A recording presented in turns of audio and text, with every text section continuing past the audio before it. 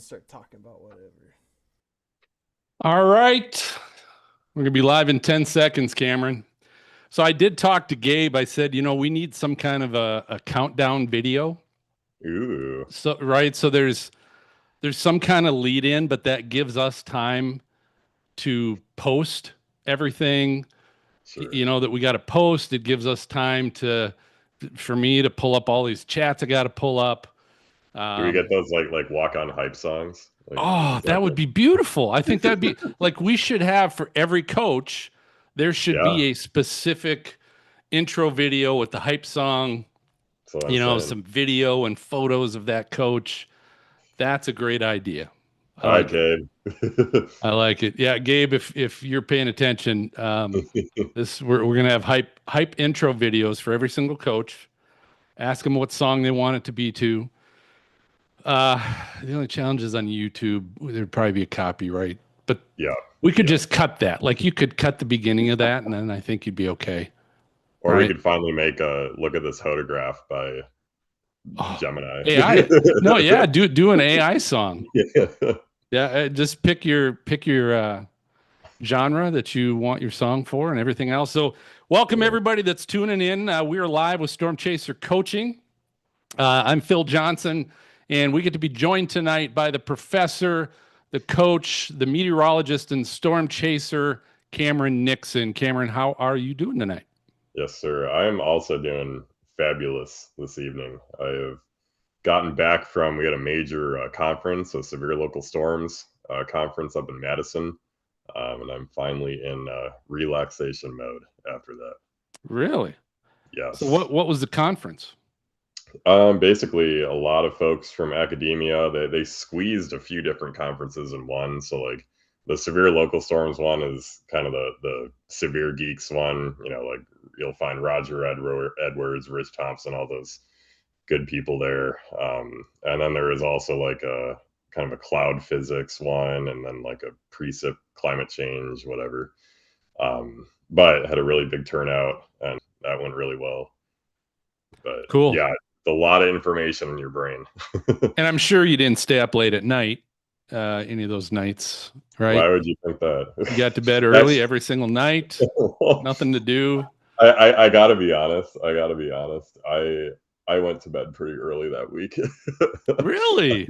Yeah, I don't really anymore. I'm just like I can't partake in the after dark festivities. So You get to a point, you're not there yet, Cameron, but yeah, you normally get to an dude, age. I was there in college. That usually comes, right? Where it's just like, Yeah. you know what, I had a drink. I'm gonna call it a night. I'm tired. I'm But envious. yeah, usually that doesn't slip in for a little while. But hey, Not when you're me. everybody's unique. I was Absolutely. born a grandma. So, just to share with everybody, if you're tuning in, welcome to those of you that are in. I see Hannah's on the Discord chat saying something about audio being weird Uh-oh. for everybody, but I haven't seen anybody else say anything yet. So, just if you're on Discord, you're getting weird audio, mention it in the chat. If you're on YouTube, same thing. Nebraska Chaser says audio is fine. So, Hannah, maybe a restart would help your situation. Not sure. Jen Shark, also no weird audio, so we're good. That might just be if you haven't heard Cameron before, he's got a really deep voice. Maybe that Yeah. that Kind of mess with your happens. speakers. Kidding. So Coronado's in there. Also, if you're joining us on YouTube, welcome. Same thing. You can join in the chat. I will say this. So this is an office hours tonight.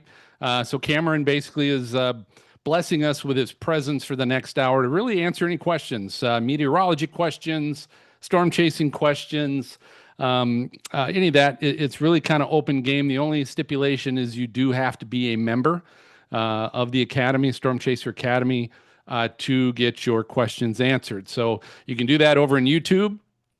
Just hit the join button. It's like $3 a month or something crazy affordable like that.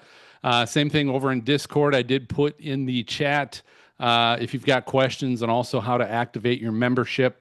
Same thing over at Discord. You basically can be a member in either one and get access to that information, which includes you get your questions answered when we have coaching sessions and these live office hours. You also get access to Q&A in the Discord chat, as well as past videos available to you as well. So join on in. So how you ask your questions tonight, we'll quick cover that before we, I've got some questions for Cameron. If you're over at YouTube, I have set up office hours questions for members here. So if you see that in the chat, you just click on that and then go ahead and ask your questions in that Q&A area. If you're over on Discord, you just go to the hashtag Ask Questions Here channel, and that's where you will ask your questions over on Discord. And again, members only on that. So I will ask you this quick. We've already got some questions, it looks like, coming in through Discord, but I do want to know what you talked about. You're doing some poster presentations. Yeah. What were those on? I honestly don't think I've heard you talk that you were doing that. So I'm curious. Yes. So both of them were on kind of the just updates to what I've been developing with Ciro and SPC at my real job. And really, there's two pieces to this. Kind of the pie in the sky dream idea for me is this analog system.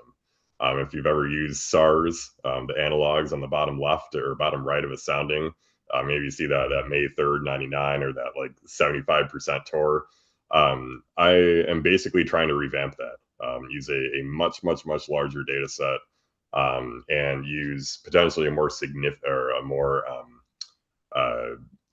what am I trying to say? Just like an upgraded matching algorithm that uses the whole SKU-T and hodograph profile, rather than kind of just individual parameters like the current SARS uses. So that is in development, and then kind of a stepping stone to get there. I guess my other poster was on hail swaths. I'm trying to make how we have just tornado track data, right? Like all tornadoes have track data, start, endpoints, whatever. We don't have that for hail or wind, and so I'm trying to develop one for hail and wind that uses radar data to kind of string together those reports. And yeah, I see you looking at mesh or rotation tracks right now. I can't really see; it's a little blurry. Yeah, rotation track, Yes, 24-hour. Yep. yes. As an And example. so my hail algorithm actually uses mesh, but it only uses mesh to kind of string the reports together, because we know that mesh is kind of not a great estimation of hail size. But yeah, it kind of strings together radar kind of confirmation of a hailstorm with our actual hail reports. So yeah, cooking up a lot. Haven't really. Did you get a lot of questions? People stopping by and. Yeah, actually, a lot of good feedback. Cool. Just mostly the reason why I wanted kind of a poster is because they're very interactive, and it's kind of a two-way street rather than just kind of me talking into the crowd. And it really helps me get good feedback, especially when I'm developing like projects like this. Yeah, that's great. Yeah. Cool. All right, so let's get to some questions over on Discord. Again, you have questions for Cameron, just go to the Ask Questions Here channel on Discord. First one comes from Nebraska Chaser. Says, hey, Cameron, I'm currently in Yankton, South Dakota, on the northeast South Dakota border.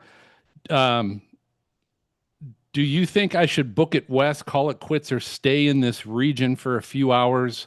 Home is only a couple hours away, so I kind of want to stay in the northeast South Dakota, Iowa region, hoping for some good slop. But yeah, are we giving real-time chase advice now on chaser coaching? Like, I guess we are. We're active. Yeah, let's take a look.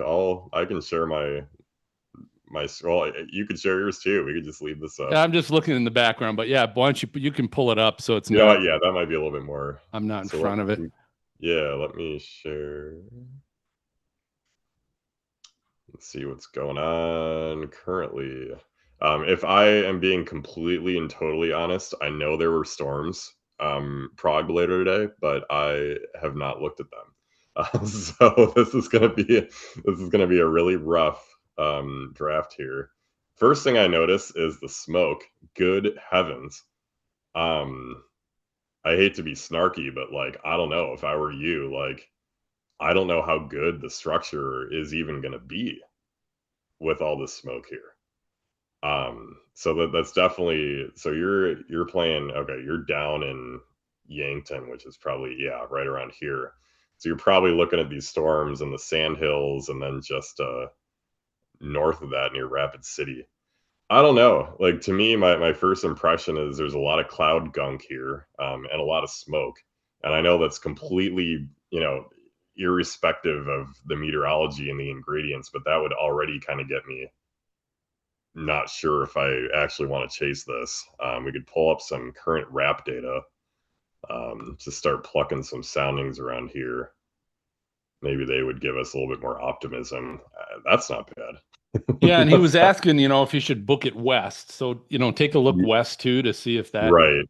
might be a So let better option. Yeah, let me throw up some. I don't know why my meters are not on here yet. See, let's get a baseline for what we're currently looking like. Yeah, he meant Nebraska, South Dakota border, not Northeast South Yeah, yeah, that makes sense. Dakota. Sounds- That was Let's do station plots. 88 over 70 in Valentine, 87 over 74 in Ainsworth. My goodness. Okay. We're getting my interest a little bit piqued. We could throw up some radar. It looks like the storm's probably developing on some kind of boundary. Let's throw radar up here. Looks like we got a special weather statement for both of these. And let's throw up our radars. Let's see what this thing's doing right now. I can see some kind of boundary here. I'm sure this is all stuff that you've already looked at. I apologize in advance. I'm just getting caught up here.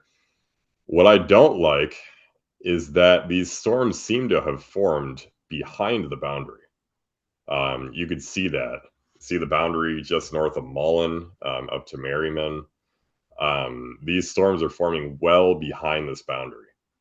So that's kind of a red flag. We saw all those really rich dew points out east, sure. But these storms are kind of forming in this more well-mixed air mass. And so it's possible, though, that maybe one of these storms right here on the boundary starts getting going. And that would be kind of like a Brownlee to Thedford target area.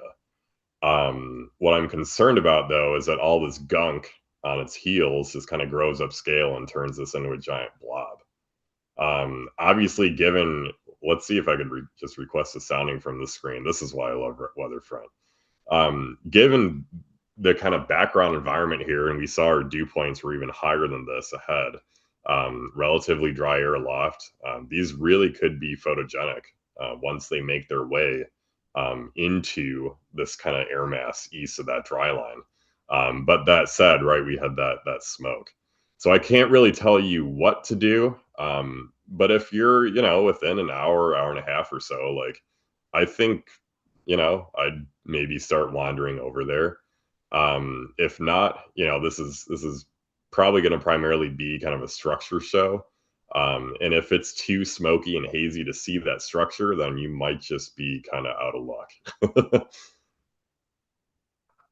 So I hope that made sense. it's a roll of the dice. Yes. A little Yes. bit. But hey, that's what storm chasing is sometimes. A lot of times. Yeah. Oh, exactly. Yeah. Roll of the dice. Cool. All right. Next question. We're going to Mighty Mill on Discord. Says, hey, I'm the Kansas emergency manager from last time. Said, Phil, Yes. I have my G300 class tomorrow through Thursday. So awesome. Good luck with that.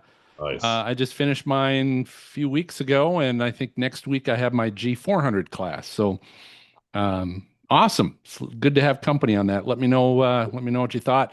It's just so you know, it's a fun class and not really that difficult. If you haven't, I think you have probably been through, since you're an emergency manager, been through some FEMA classes, and they want you to pass. They want you to get it. They're good at educating and teaching for their tests, so that's pretty good. But anyway, Mighty Mill said, I grew up in a school that was heavily STEM based, and we used the scientific method for a lot of our own experiments and studies. My mathematical brain isn't good with math above an intermediate algebra level. However, whenever I read into these new tornado research studies, such as the nudger merger presentations, I've found there are more pattern recognition than pure calculus.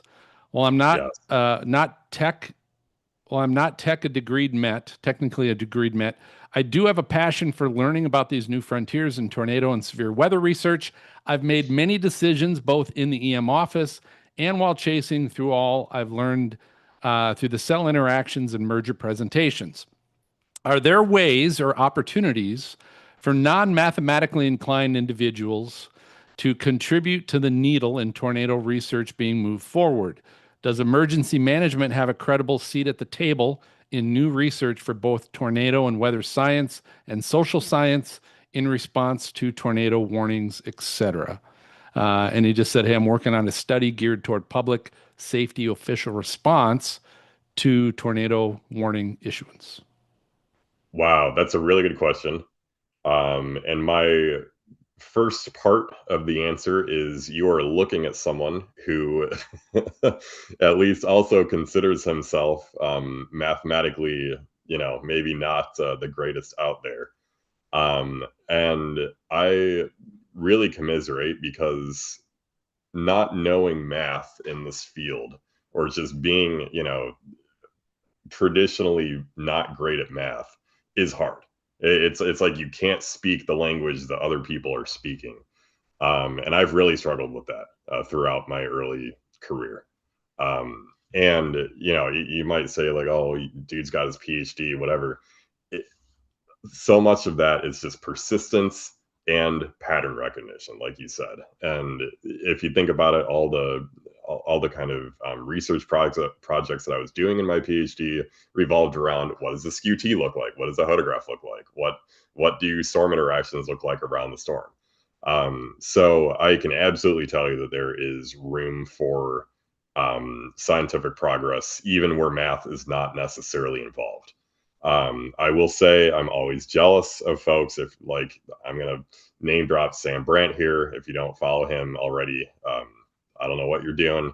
He is brilliant and he employs a lot of actual math to kind of solve some of these relationships. But I don't think you actually need that to make progress in this field. Um, Honestly, today, so much progress is being made on simply developing new tools. Like now that we have AI and ML, developing new tools to do X and such thing or predict the probability of this thing. I think a huge kind of frontier right now is trying to understand how can we pattern recognize storm interactions or the near storm environment using machine learning. But if you want to go down more of a research route, right, like it has never been easier to create really large data sets of, say, storm centered radar composites or like model output around a given area. AI can really help you with synthesizing all of this kind of big data, all these big data problems. And that's, I didn't have AI back when I did my storm interaction study, but all I did was just look at, each storm in a storm centered composite and understand what was the reflectivity like around it, and then drawing conclusions from that. Now that I have AI, Gemini has already helped me kind of make like a way to storm center composite your reflectivity and stuff. So that there's so many things that you could do, even as kind of a hobbyist, that I think can help, specifically, especially in your field. So I hope that was encouraging enough. I hope I didn't like kind of ramble that answer, but I definitely think emergency management is what's driving a lot of our need to better understand these near storm interactions, because they operate on that exact time scale, right? That kind of 2 hour to 1 hour time scale. And we need to know how a storm's going to evolve in that period. Have you, Cameron, in your time through college and grad school, and then in your professional career, have you had any interactions with emergency managers? I funniest thing, I actually helped co-found a emergency management club at Valpo. That does Really? not mean I know a single thing about emergency management, though. So I'll have to preface it with that. Really, probably not enough to be very wise on the topic, but So what prompted you to start a club? um, our meteorology club was kind of throwing it around back and forth for years. And finally, I'm just like, dude, we've been talking about this for so long. Let's just make it. And it was fun. Like we went around and did a couple, what do you call them? Just kind of practice runs of, people needing CPR or setting up a mission control center or whatever the heck they call those. Really sorry if I'm butchering all these, but yeah, it was pretty fun while it Interesting. lasted. So that over setting up a storm chaser club or a We already had one. no, okay. You Yeah. just you were trying to find ways to get more money from the university. Starting another club. Maybe. Like, you know what? Let's just start another one. We'll be able It's to still fund our. there though. Is it Club's really? still going. Oh Oh, yeah, can it's been legacy, 10 years. leaving a Yeah. legacy. Yep. That's interesting. All right, so I, cool. I So can't claim to know much about emergency management. all right. Well, Mighty Mill, thanks for the question and Yeah, that good was luck. really good. Good luck on your class. All right, Jen Shark says I I have no weather related questions for you, but I want to know what your favorite food is and your favorite ice cream flavor. There's Oh no man. question we won't we won't answer from our members here. Storm Chaser Well, coaching. as a heavily lactose intolerant person, I will tell you that my favorite food is pizza and I love ice cream. And I right now could totally go for a Brahms turtle sundae. I don't know if that makes me shallow, but I love Brahms and I love turtle sundaes. So I'm gonna Interesting. go with that. You are still sharing your screen, by the way. That's fine. We can monitor these storms. Okay, cool. I don't because I'm seeing that. I'm not seeing you, so I don't know. Oh, okay. Like when you're Well, talking, there you go. what if I don't want to show my Now, face? well, now I see me. You're sharing me. Uh-oh. Well, oh yeah. Stop, stop. Hit the stop What? button. There you go. There you Wait, hold go. on. How do I wait? Now I've Are got we you. good? Yeah, I see you now. Okay, okay. I see you. And I see they just issued a tornado warning in Indiana, northern Indiana. No way. Oh, look at us. Okay. We're special. Look at that. Look Yeah, at us. look at By the way, that. we are using Weatherfront. If you guys are interested, you can get it for free on your Apple phone. And you can also get it free. Just go to weatherfront.com. Yeah, I'm going to share my screens. I think we Yeah, have go some ahead. Do it. real-time Do it. experiential learning here. Yes, make it happen. So Make it this so. storm right here, how do I split screen this? I know there's a way. I know there's a way. Above the radar model satellite, there's a 1, 2, and then there's a split screen and a quad screen. Do you see those? I Go to see advanced. these. Wait, wait, Go wait, up wait, even wait, wait. higher. Found it, found it, found it. Bingo. Ooh, okay. Yeah, look at that. So obviously, oh, what do we got here? Damage report. Okay. So this is kind of an exact experiential kind of example from some of my research on storm interactions. And you can see this supercell here, there's lots of cells around it. And I'm not actually sure if this is a good thing or not. There's some gunk here in the forward flank. Generally, we don't exactly like that because that could kind of cool off the mesocyclone region. And then there's also some gunk in the inflow here. So I'm really thinking that our tornado chances might not be too great, at least in the short term. That said, we also have this little guy right here, which in my paper and in Kyle's work recently has been found to be definitely a positive for potential tornadoes. So I would kind of consider this a net neutral. I think there's some things working towards a tornado here, and then there's a lot of things actually working against a tornado in the short term. So talk about that reflective tail you just highlighted there, and the reflectivity that tail that you said could. Kind of this nudger right here. Yeah, over North Yes, Judson. yes, Is that another yes. cell coming into it It from is, the yeah, and you flank? could see Okay. this Yeah, supercell was relatively LP until that thing came in. I Usually, see. you would look at that and, yeah, say, like, "This looks pretty classic. We could have tornadogenesis soon." I don't like this, and I don't like these. I think we might have to wait until this thing absorbs these before we can even think about producing a tornado. So we'll have to come back to this in a bit. All right. Good little lesson right there, real time. Yeah, This is fun. yeah. That's cool. All right. Yeah, I didn't notice. I didn't. I was just looking at the still frame, and I didn't realize that was another cell coming in. Yes, Coming in sir. the back. Coming in the back. Coming or not. Coming in the back. All right. So, and you like Bomb's ice cream, huh? Brahms. Brahms. Sorry, Yes, sir. Brahms. Yeah. I had it once, and although I'm not a big ice cream fan, so maybe that's why I wasn't. Yeah, I like It's a more soft little, serve. yeah, it's not your mom and pop for sure, but it gets the job done.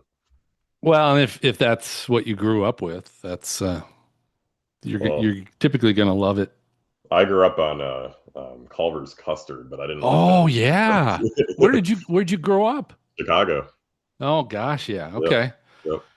So yeah, you had Wisconsin Culvers down there, Yep. Yep. cheese curds, but yeah, they've got good soft serve. Although what's funny about I'll just say this about Culvers, you know how they put their flavor of the day, Yes. out on the board, and it's like I don't know, they got some crazy name for it, and all it is just their chocolate custard, and they cut up some Snickers and threw it in there, and it's like their Yeah. chocolate peanut explosion. I get a kick out of that because it's Right. usually not overly creative with how they Right. come up with their flavor of the day. But Jen Shark says they sell pints now. Yes, they do. Oh dear. I don't know if you can order them. I bet you could, but I don't know. um, I guess I just didn't get into soft serve like that or custard. really. It wasn't as hearty as ice cream. So Jen Shark, just so you know, it's not like I hate ice cream. It's just I don't like crave it as much as a lot of people do. But I grew up in Minnesota, which is kind of home to Dairy Queen.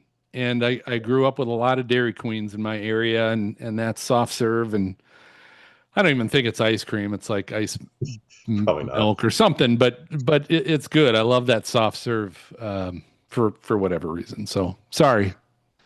The Hannah says just in Phil hates life ice cream and judges Yeah. ice cream enthusiasts really hard. I Doesn't don't. like fun. I If don't. anyone here doesn't like fun, it's me. You can make fun of me.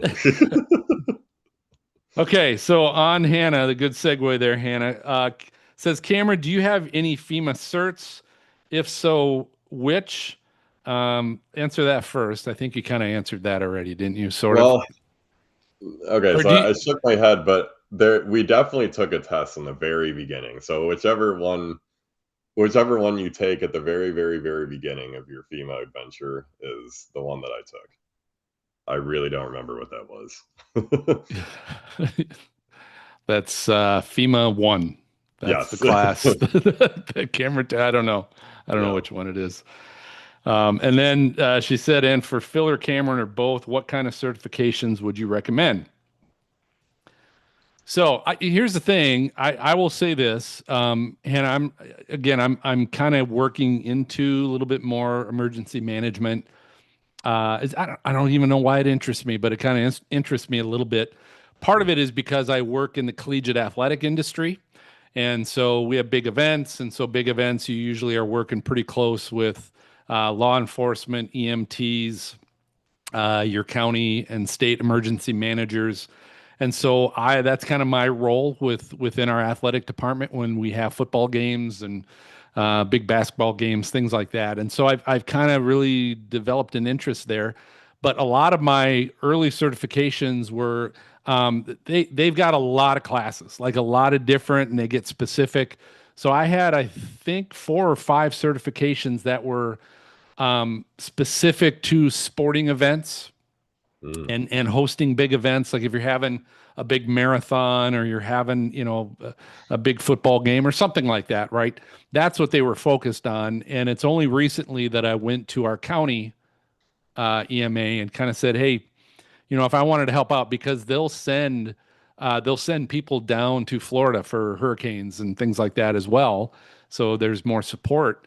And I'm like, hey, that might be interesting, and I might enjoy doing that.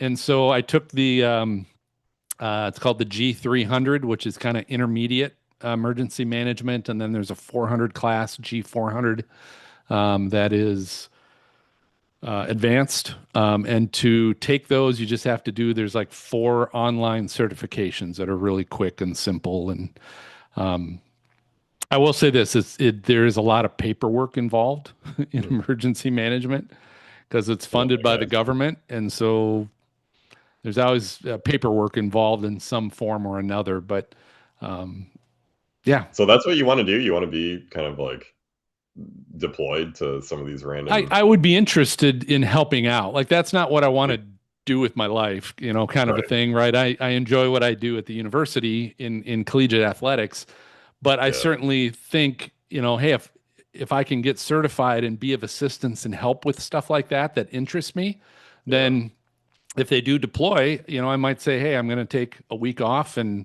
go help, EMA down in Florida, that'd be really Texas, cool. wherever. Yeah. So, okay. So we were good there. Back to Mighty Mill. Says, I'll throw in another one. A few years ago, you gave a presentation to COD, and during the Q&A, Yes. Met from Joliet talked about ideas or new ways of warning the public coming down the line. From your convos and the interactions, can you share any more information? So, and I think I know who that was too, but I don't remember his question. I'm guessing he was probably referring to the phi or phi, the probabilistic hazard information. If you search up phi, and radar warnings or something, you'll get kind of a documentation on what that is. But it's being developed by NSSL, as kind of a way to give, I guess, like consistent probabilistic information, kind of like a hurricane cone. It essentially looks like a hurricane cone, out of a tornadic storm. And that little cone is supposed to kind of tell you where your probabilities of getting a tornado are highest, and then they kind of step down to kind of lower probabilities around the edges. And that is where we're headed. I don't know when. Obviously, it's been probably a little bit slower than some people have anticipated, but it's coming. And I think the storm interaction stuff really might play a role there. And because, like, if you think about it, like a supercell always has kind of a probability of producing a tornado, right? It might be 0, it might be 100, it might be 50%. And right now, our warning paradigm is either 100% or 0. There's either a warning or there's not. Um, and there's all sorts of social science as to, like, is that actually the best way of doing things or is it not? But regardless, like, we're moving towards kind of a probabilistic approach. And so I think that's probably what he was referring to. There's a follow-up here I'll ask in a second. Just a shout out to some folks over at YouTube, Kevin, and whether or not 1000. Thanks for tuning in and watching. Again, if you've got questions, either in Discord or in YouTube, if you've got questions for the coach, just remember you need to be a member. You just need to be a member to ask questions. Everyone's free to just listen in, watch, and enjoy the conversation. But if you've got something specific, become a member over at YouTube. Hit the join button. Over in Discord, I will put that back in the Discord. How you can ask questions as well as be a member. So that's there. Um, and Misty over at YouTube as well. Hello to you.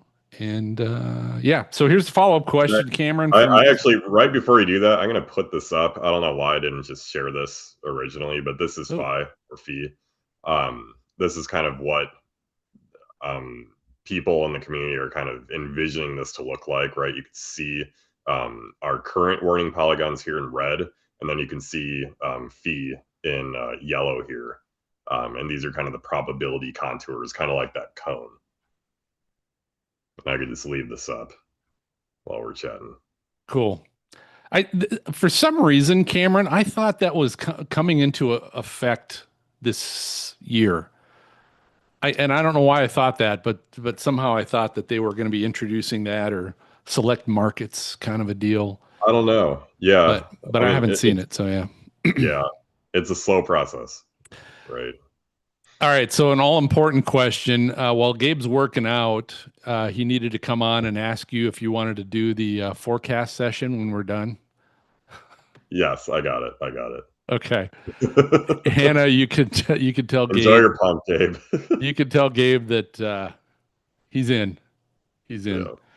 So all right, so here's the follow up question from Mighty Mill. Yeah. He says it also seems like the National Weather Service is losing credibility amongst the general public, especially in today's streaming era. As someone who wants the NWS to be as efficient and as credible as they can possibly be, what do you think is the solution going forward?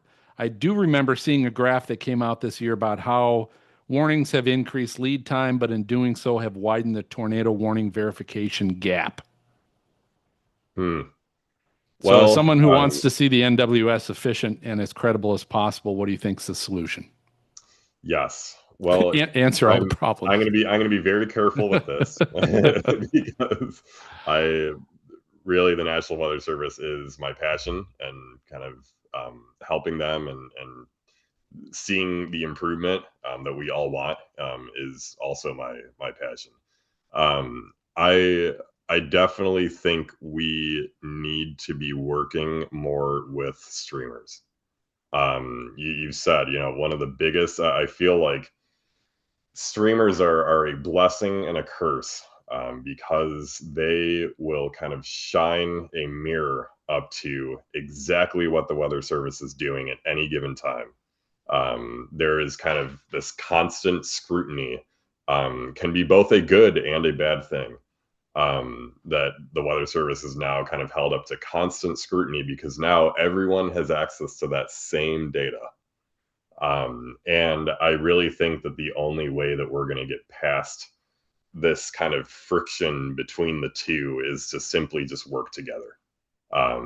We want, we want to be able to send one consistent message, and it's very hard when, last night was a really good example. I don't know what it was like on the streams, but like when you have people reporting kind of an ongoing large tornado and like the pictures don't exactly show that, and like the weather service is over here just doing their best using the ground truth that they have. We really got to kind of get a single coherent message funneled in between both of those, and I think that might take a long time. So I do know that I don't know if every field office does this, Cameron, but I do know Mm-hmm. that at least some meet with their broadcast meteorologists, Yes.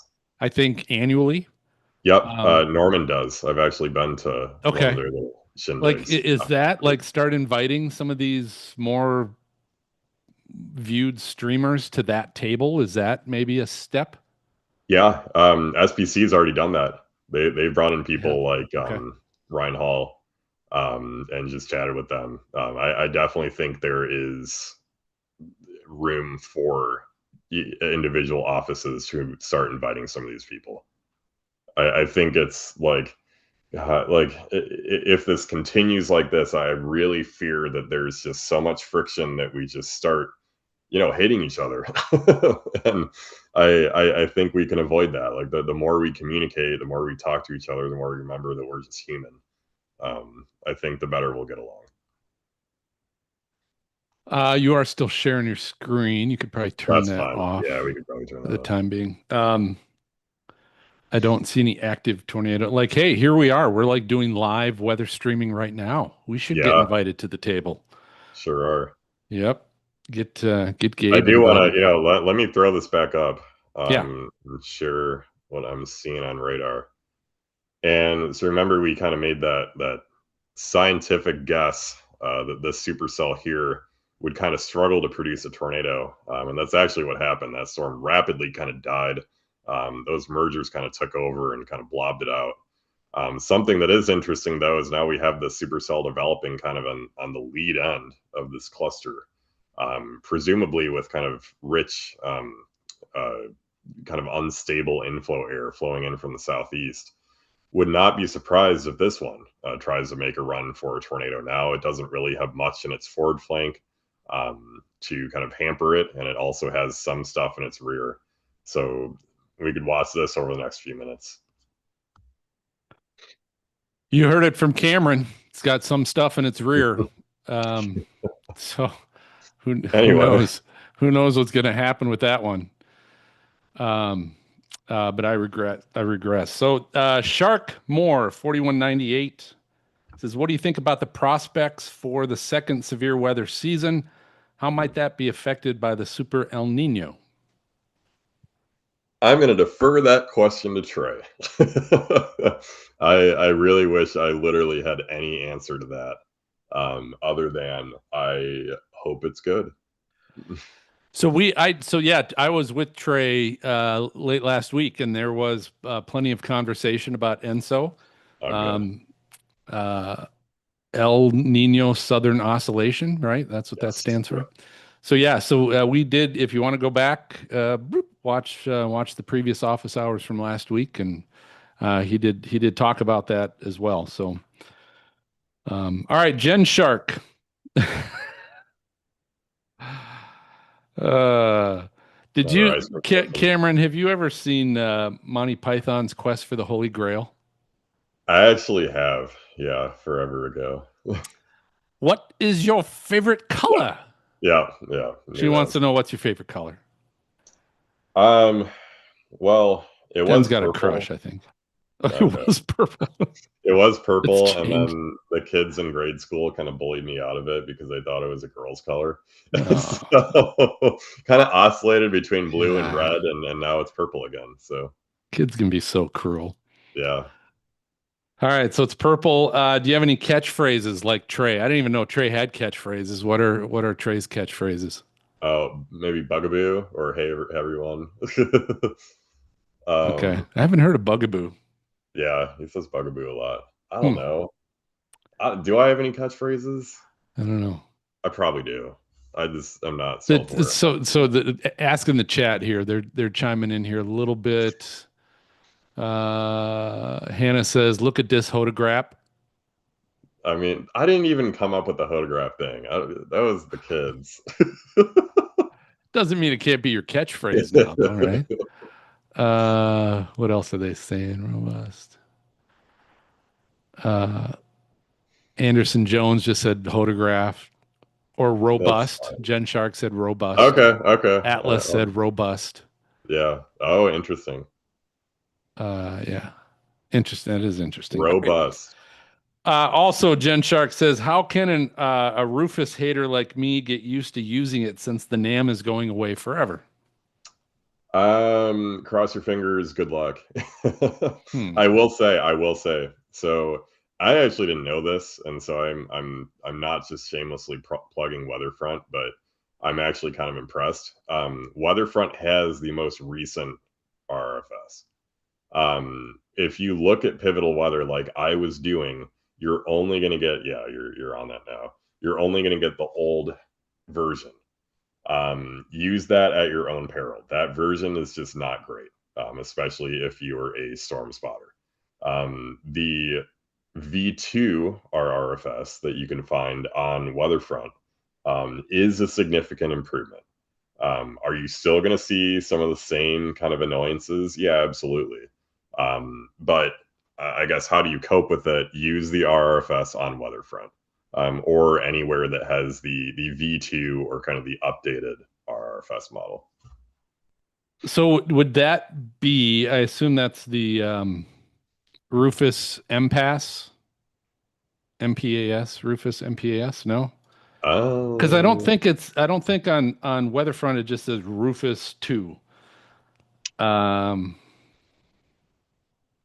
oh, oh no, I see. Yeah, Rufus no, sub it would be H. the GSL impasse. Yeah, Okay. I I think.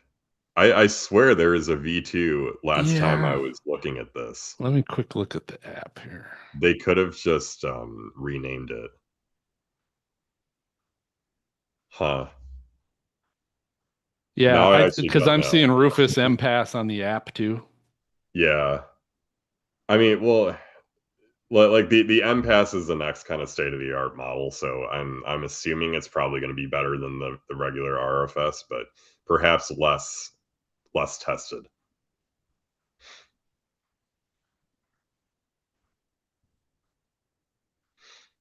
All right. So yeah, I have not heard anybody say great things about version one, the original Rufus model, Yeah. but it does seem like they're continuing to move forward Yep. with Yep. that. Have you, I guess, what's your feedback, Cameron, on StormNet? Have you really used that much, looked at it much, Yeah, as so far as we a actually yeah, we looked at it at the hazardous weather test bed, and really? Okay. amongst all other AI models in its league, it performed better than all of them. And I really think that's because and I don't know the nitty-gritty, but it whatever it does, it kind of anticipates what the models are going to say, given what the models are saying. So like it can recognize biases, right? Like we always know like the westward or the eastern bias of the GFS. If the GFS is, over Oklahoma, it's going to end up in the Texas panhandles. It is able to kind of synthesize that out of the data itself. And so I think that's why it's performing so good, is because it's not just kind of predicting what's going to happen given the GFS's output. It's predicting the GFS in a way. Yeah, we've had the pleasure of having Andrew Brady on the Stormfront Freaks podcast before. Talked to him about that, Oh, that's awesome. and he's really Yeah, he's really developing some neat things. StormNet certainly being one of them, but he continues to tinker with a lot of different yeah, AI yeah. model things. So I think he's is doing a great job with a lot It's of that. good But yeah, stuff. it's interesting you tested that. Yeah, I'll be honest with you, I don't even know who else is in that league, so to speak. Like, can you say what other yeah. ones you were looking at, or My memory is so foggy on this. NATO cast? Isn't that something too? I forget which exact league it put it in, because NATOcast is not technically AI. It's just like it's kind of an ML concoction, like at each kind of hour. So it doesn't predict what the model's going to say, but it just predicts kind of what could happen with the ingredients hypothetically given that model. But uh, I don't know. I don't know if it was pitted against all those others, or if it was pitted against like, I know there's like this Pangu weather. There's this the AI GFS. Um, I really forget kind of where they put this Okay. test. All right, Atlas in Central Indiana says, if this was already talked about earlier, I'll rewatch it. But do you think tomorrow is going to be a good day for strong MCSs or supercells? And no, we hadn't mentioned tomorrow Ooh, yet. well, you know, I hate to give a cop out answer. I think I would just wait until later tonight when my little forecast video is out, because I will do a much better job. I definitely did Nice see some plug. signal. Yes, I did see some signal for supercells though. So we'll definitely have to keep an eye out for that. Yeah. So just if you're not aware, we do forecast videos for the following day for chasers. And we make Yes. those available on YouTube. So just keep a look on the Storm Chaser Coaching YouTube page and look for that in the morning. So that's kind of what I was. So Gabe's working out and Yes. keeping an eye on us at the same time, I guess. I don't know, but wanted to know if Cameron would be willing to do the forecast show tonight when we're done. And so that's what we'll do. That's what they do. They'll do the forecast show. Cameron's one of the coaches that does that and forecasts the day. So definitely listen to that. I have personally. on days before I've been chasing. And Illinois, what's with Illinois this year, Cameron? To get another tornado of that caliber right by Streeter. So Streeter was actually my second home. My grandma and grandpa um, were there, and my mom was born there. And so it's whack to see twice in 1 year. That's Yeah, yeah. That's don't envy them. that Do that not envy them. is absolutely crazy. All right, Mighty Mills got another one. Says, "Hey, I could have sworn the Appleton, Wisconsin tornado cell was outflow dominant before producing the tornado, with the 80-mile-per-hour wind surging from the Yeah, RFD bowing out. I've seen other people saying it was inflow dominant. Is it possible the cell merger from the west reintroduced inflow into the cell's notch, um, while the cell from the north simultaneously southward into the rear flank?" Anyway, that is actually a pretty good question. I have been thinking about this quite a bit, and let me see if I could find any sort of radar loop. So I'm not just kind of describing something that's impossible to describe. Um, might have to give me a minute here. I'd sing. I just don't have any. Hey, ever said while you're looking for that, those of you in Yeah, Discord, just so you know, so now Gabe has set up this whole new YouTube Discord. We now join in via Zoom, and then it gets sent to YouTube and Discord. Um, but I don't get to hear the intro music while you're waiting in the kind of in the back green room of Discord. That music. Dun, dun, dun, dun, dun, dun, dun, dun. And I don't get to hear that anymore. So, all right, looks like you got the radar pulled up. yes, yeah, I do. So it's really hard to tell. Some things that I didn't like about the storm previously are it may have been slightly elevated. It was also very HP. And we'll go back. Let's just kind of pause it right around here. Very HP, a lot of rain right near the hook echo, which could be sometimes a good thing for tornado genesis. But then you also have this really kind of wrapped around forward flank here. So I wouldn't be surprised if, like, I guess you could call this outflow dominant. Um, it was very disorganized here. It had a very strong RFD, and I think it was also just really kind of chilled by all this rain falling in its forward flank. Now, what's really kind of backwards about all this, and you see the storm, ostensibly even weaken here. I'm not sure if that's a result of attenuation or not, though. But as the second cell approaches, it actually reinvigorates its outflow a lot. And you get this huge kind of surge here. The RFD is even wetter than it used to be.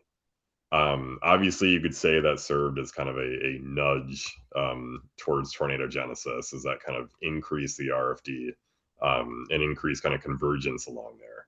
But one other thing that it does very temporarily is it kind of cleans out the supercell. So look at this now. Look at how much more expansive our kind of inflow sector is now that we have that cell merger coming in. And I don't exactly know why this is. And look at compare it to this, right? You have that really small kind of inflow notch. You have a lot of precip into the inflow. And then to just, 15 minutes later where you have this massive inflow notch. It's possible that this new merger kind of created a new, very rain-free and unstable updraft down here because you could see that supercell kind of propagate southward from where it used to be. Used to be up here, now that new hook is down here. And so I don't know. I guess to answer your question, I don't really know, but it's really kind of antithetical that you have really intense outflow in the rear flank and also become more inflow. I guess you could say inflow dominant while that interaction is happening. Kind of a little of both. A little bit. Yeah. but then of course becomes furiously rain wrapped after this, which is probably one of the many reasons why that tornado did not last that long. Crazy. All right, last question. An important one again from Jen Shark. She's a stalker. Please. Says, Cameron, are you a night owl or a morning person? I mean, I can give you my social. That's pretty I fair. Yeah, That's fair. my sleep schedule kind of drifts. I'm not a morning person, I can tell you that. I if if I allow my sleep schedule to do this, I will be, up till 3 a.m. and waking up at 11, but that is not healthy. I hope that's everything that you needed to know about me. There you go. Well, I bet it's not, but we'll find out in future Maybe next session. future sessions with you. But that's good. All right. Get to know our coaches. That's what tonight was all about. Get to know Coach Cameron. So hey, I just wanted a quick shout to Stormfront Freaks podcast. We are coming back for a special Ooh, episode Tuesday the 18th. We are coming back with Reed Timmer to talk about his upcoming film, Never Stop Chasing documentary. So we're bringing the whole gang out of retirement. If you want to go to Stormfront Freaks YouTube channel, and we'll be live again the evening of Tuesday the 18th with Reed Timmer. So check us out for that. I love Cameron, what do you it. got coming up? What's happening? You got your event, your conference out Yeah, of the way. What's got that out what's of in the the way. future Really not much, and I'm gonna keep it that way. besides your forecast video tonight? Yeah, But I get to take a breather. This is good. this is my first breather all year. Good for you. Good for you. All right, where can people find you? Twitter, Cameron J. Nixon, and then YouTube, Cameron Nixon. Cool. What's the last video you did? A how to skew T video. I definitely recommend you watch that. It's that's kind of what I've been doing for the group coaching sessions. I've been going through that video, so Cool. it's a good one. Next storm chasing coaching session we got coming up here on Wednesday the 12th. We're with Trey Greenwood, Nice. storm chaser meteorologist, co-founder of this beautiful thing. He's going to be on talking about identifying storm features. So Nice. that's 9 p.m. Eastern time, Wednesday, August 12th. So come on back for that. And make sure you join us on Discord and jump on that leaderboard. We give lots of great prizes to our leaderboard on Discord. Yeah, T-shirts, free month's membership, all that kind of cool stuff. So check that out. Any departing advice, sayings, special sayings, catchphrases? Look at this photograph and robust. There you go. Otherwise, no, I really appreciate y'all's questions. I like that it was a mix between ones that really got my brain going and then fun stuff. So it was a productive session. It was great. We had some great folks on Discord and YouTube tonight. So thank you, all of you, for joining us. And again, you did an awesome job, Cameron, as always. You I too, really Phil. love these opportunities with you. It's I learn a ton, but you're just fun to talk to, man. You make it easy. It's I good appreciate it. times. You are too. So you have a great night, Cameron, and good luck Yeah. on your forecast video.